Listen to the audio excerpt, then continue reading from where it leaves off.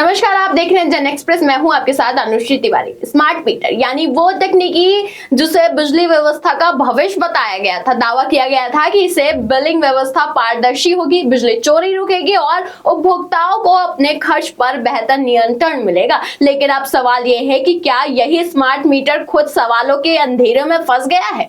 उत्तर प्रदेश में smart meter, prepaid meter की गुणवत्ता को लेकर पहले से ही उपभोक्ताओं की शिकायतें सामने आ रही थी। लोगों का कहना था कि मीटर जितनी तेजी से बिजली नहीं देता उतनी तेजी से वो बिल लेता है।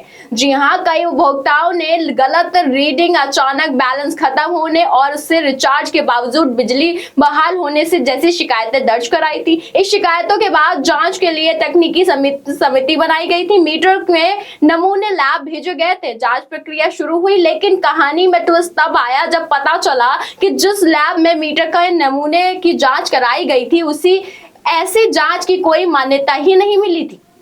जी हाँ, यानी जिस परीक्षा केंद्र की खुद की परीक्षा लेने का अधिकार नहीं है, वही रिजल्ट घोषित करने बैठ जाए, तो कुछ सवाल ऐसे भी हैं जब पूरे इस मामले को खड़ा कर रहे हैं। उत्तर प्रदेश राज्य विद्युत उपभोक्ता परिषद ने national credit board for testing and यानी कि NABL के हवाले से दावा देते हुए कहा कि संबंधित लैब में इस तरह से जांच के लिए मान्यता प्राप्त नहीं है। अब परिषद अध्यक्ष अवधेश वर्मा ने पूरे मामले की कार्रवाई की मांग की है। यानी जनता से कहा गया था कि रिपोर्ट पर भरोसा कीजिए, लेकिन अब सवाल यह उठ रहा है कि रिपोर्ट बनाने वाले पर भरोसा किया जाए या नहीं।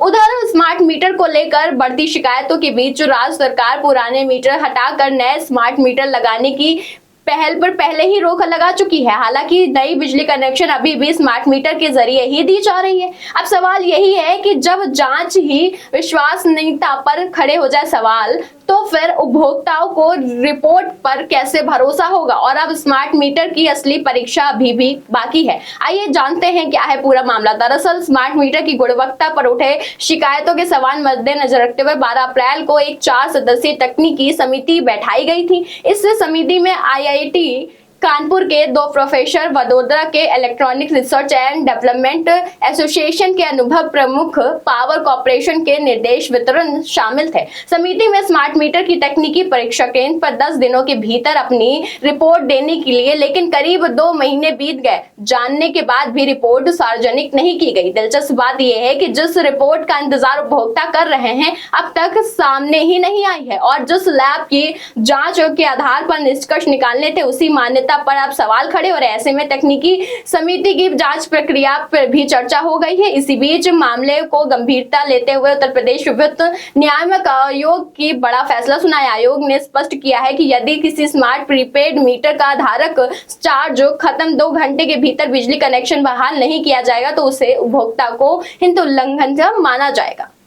इसी मामले में आयोग ने UPPCL पर 7,18,000 रुपए का जुर्माना भी लगाया है और निर्देश दिया है कि ये राशि 15 दिन के भीतर ही जमा कर दी जाए। यानी उपभोक्ताओं की शिकायत सिर्फ सोशल मीडिया की बहस नहीं, बल्कि अब नियामक आयोग की बिजली कंपनियों पर कार्यप्रणाली पर भी सवाल खड़े कर रहा है। फिलहाल चर्चा स्मार्ट मीटर से ज्यादा उसकी जांच की हो रही है। जनता पूछ रही है कि आखिर स्मार्ट मीटर गलत है या फिर उसकी जांच करने वाला सिस्टम ही गलत है। क्योंकि अगर जांच करने वाले की ही जांच पड़ जाए, तो फिर क्या सच है क्या झूठ, ये कैसे पता लगाएगा? फिलहाल इस खबर में बस इतना ही। ऐसी तमाम खबरों के लिए देखते रहिए जन एक्सप्रेस।